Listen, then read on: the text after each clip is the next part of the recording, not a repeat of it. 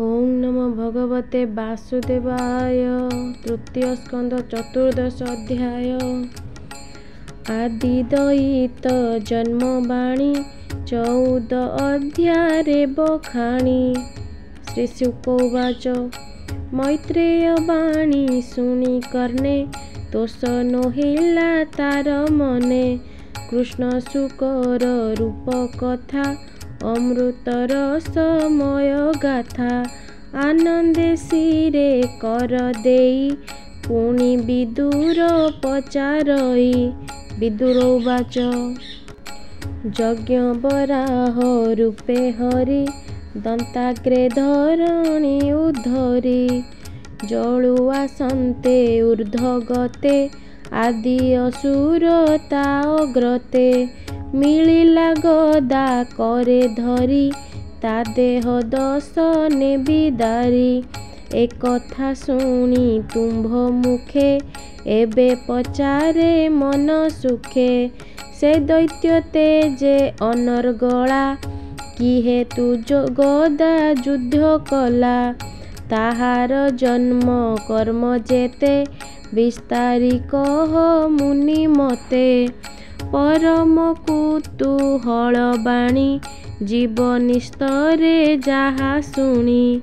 मैत्रेय उवाच तु धन्य धन्य कुरु वीर ए साधु प्रश्न जे तोहर। हरिचरित गुण कथा अमृतर समय गाथा। जाहा शुणन्ते मृत्युपाश सुतीक्ष्ण चक्रे हुए नाश। से स्वयं भुव मनुसुत उत्तनापाद सुत ख्यात। तपर बले से प्रचंडे चरण देई मृत्यु मुंडे। स्वभावे तेजे अनर्गल परम पदे से पशिल। तु जेबे पचारिलु मते विदुर शुण एक चिते। प्रस्तावे इतिहास बाणी देवंक सभा मध्ये शुणी। देव समीपे देव देव ब्रह्मा कहिले जे प्रस्ताव। जानई एथिर कारण कहिबी एक चित्ते शुण। दक्ष दुहिता दिति नामा कश्यप ऋषिंकर बामा। से एक दिने संध्या काले एका पशिला यज्ञशाले। मिलिला निज पति पासे कामे पीड़ित रति आसे। से महामुनि यज्ञ घरे मंत्रे आहुति खेपे धीरे। यज्ञ पुरुष प्रिय अर्थे अस्त पर्वते सूर्य जानते। हबीरे अग्नि की पूजन करती होई तो समन। निबिड़ संध्या आगमने मिलिला स्वामी सन्निधाने। समाधि स्थित स्वामी पासे काम पीड़िता दिति बसे।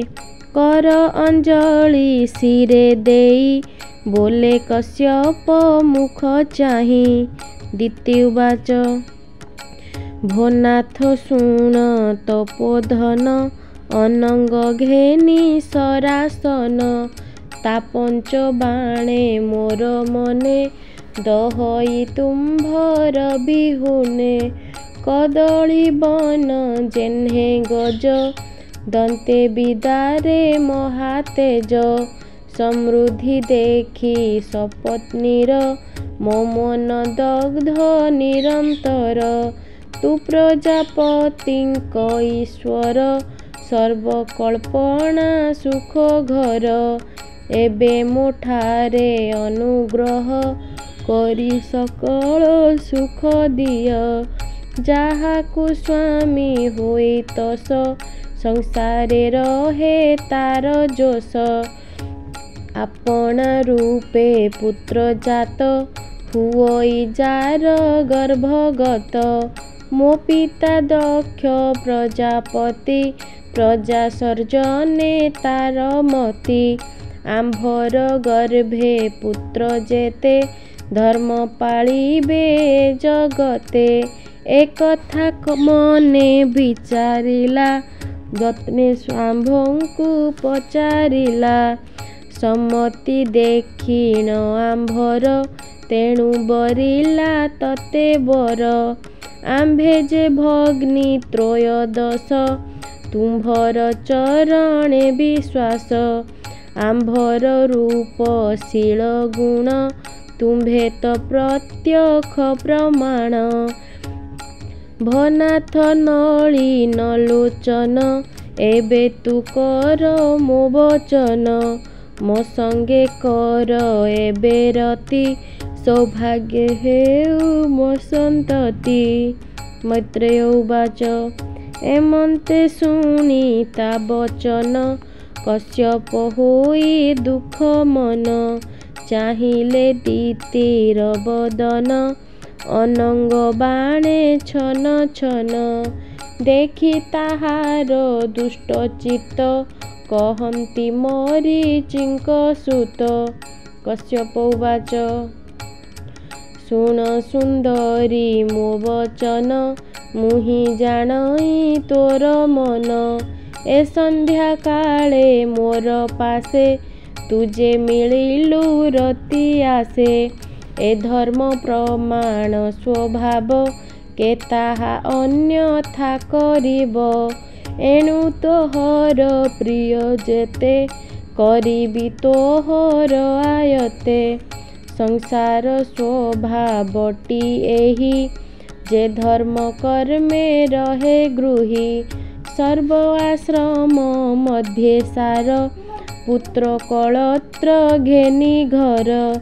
ଏଣୁ ହୁଅଇ ଦୁଃଖ ପାର, ବଇତେ ଯେହ୍ନେ ପାରାବାର। ଆତ୍ମାର ଅର୍ଦ୍ଧ ସମ ନାରୀ, ଅନ୍ୟଥା କେବା ତାହା କରି। ତାହାର ତହିଁ ଗୃହ ଭାର, ଦେଇ ନିଶ୍ଚିନ୍ତେ ଥାଇ ନର। ଯାହାର ଆଶ୍ରେ ପ୍ରାଣୀ ଥାଇ, ଇନ୍ଦ୍ରିୟ ଶତ୍ରୁକୁ ଜିନଇ।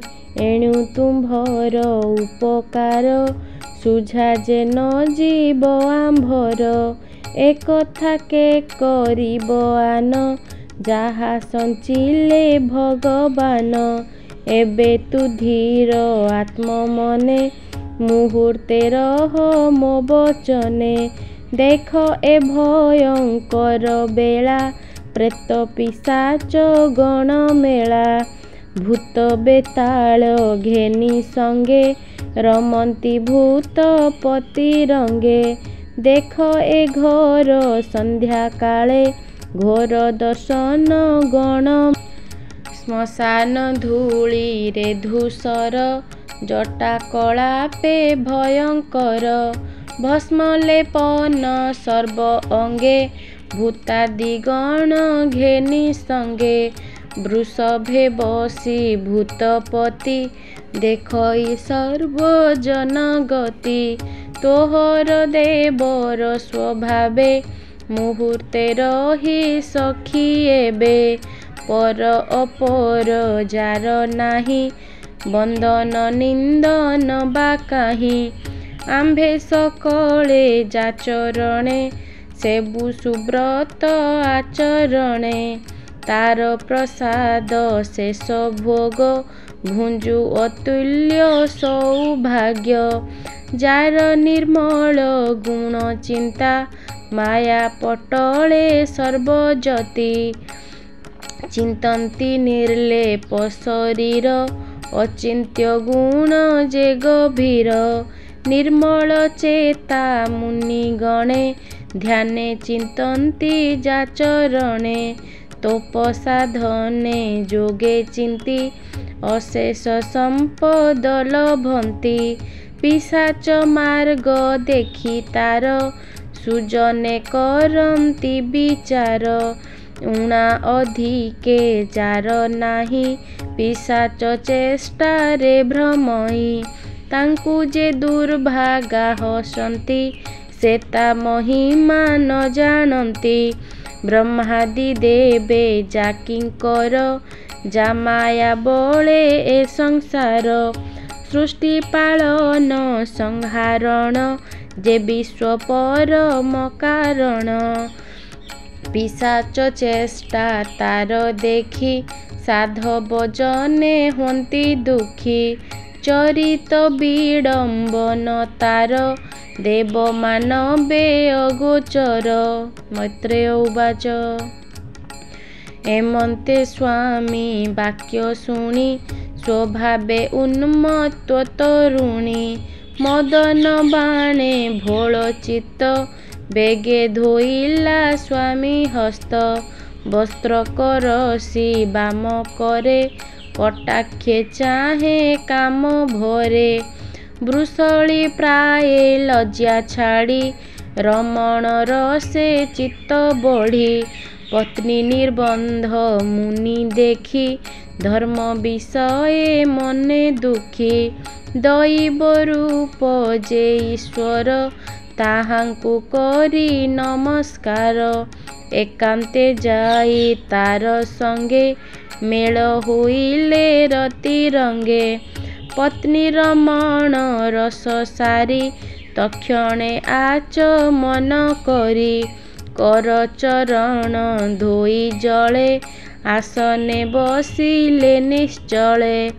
ଗାୟତ୍ରୀ ମନ୍ତ୍ର ପ୍ରାଣାୟାମ କରି ଚିନ୍ତିଲେ ବିଷ୍ଣୁ ନାମ। ନିର୍ମଳ ଜ୍ୟୋତି ରୂପେ ମନ ନିବେଶି ହୋଇଲେ ମୌନ। ତକ୍ଷଣେ ଉଠି ଦିତି ବେଗେ ବସ୍ତ୍ର ଆଚ୍ଛାଦି ସର୍ବ ଅଙ୍ଗେ।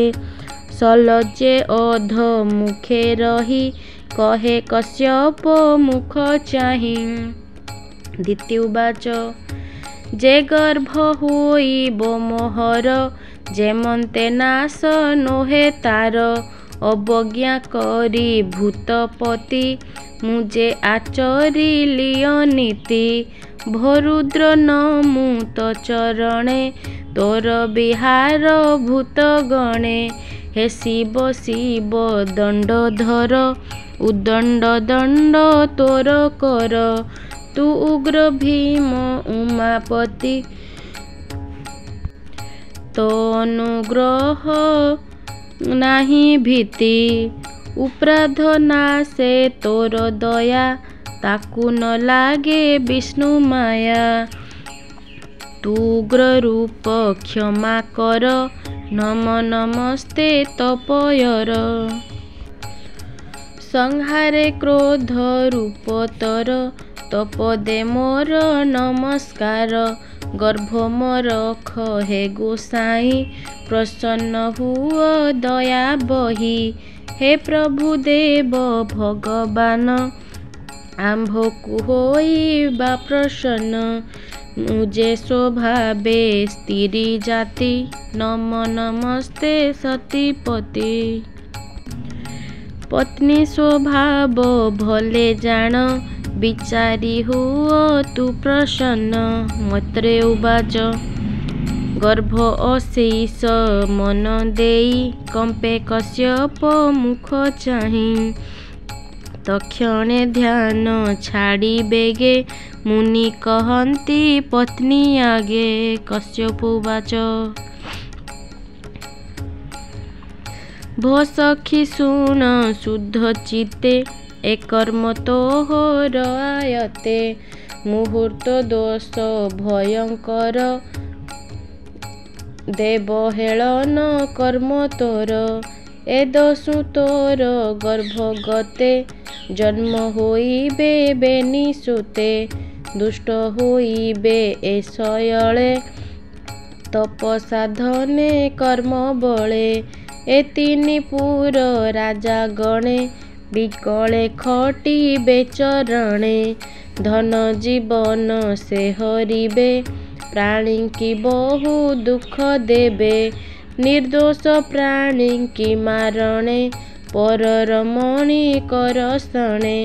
ଏ ଆଦି ଯେତେ ପାପ କର୍ମେ बळे करिबे मति भ्रमे महत जने कोपजात बळे करिबे बेनि भ्रात ताहांक देखि दुष्ट कर्म कपिबे श्री पुरुषोत्तम ए मोहि तले देह बही विष्णु मारिबे बेनि भाई इंद्र जे सने वज्र धरी घोर पर्वत दर्प हरि दिति उवाच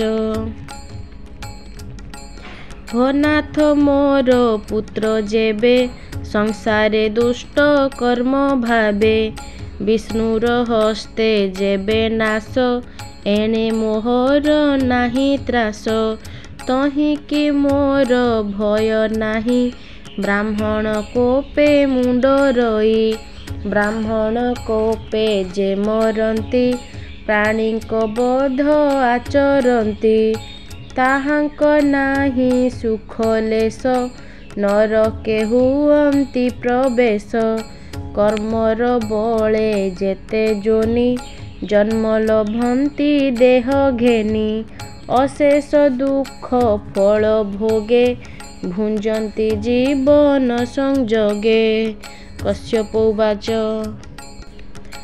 जे अपराध तोर कृत तेणु जे शोक अनुताप जे भल मंदर विचार तक्षणे होइला तोहर जे भाव हेला हरि ठारे जेबा आदर तोर मरे एणु तोहर बेनि पुत्रे जंत्रित निज कर्म सुते विष्णुर हस्ते प्राण देई सापु तरिबे बेनि भाई ताहांक पुत्रंकर मध्ये विष्णु भक्ति अनुवादे होइबे विष्णु भक्त सार अतुल्य गुण सुविचार ताहार जस इह लोके विष्णु भक्त जन सुखे शुणी श्रवणे निरंतर तरिबे ए भव सागर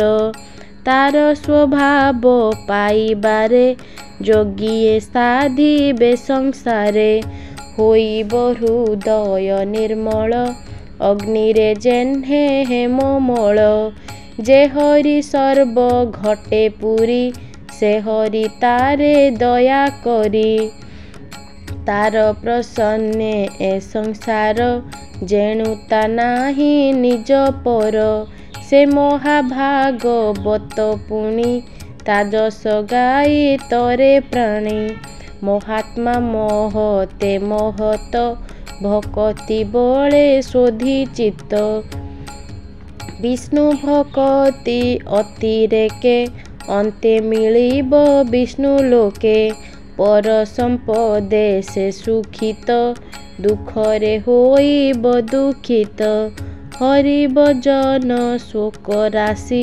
निधागताप जेह्ने शशि देखिब तो पुत्र नंदन अंतर बाह्ये भगवान सुंदर बर सुकुमार कर्णे कुंडल हृदय हार मैत्रेय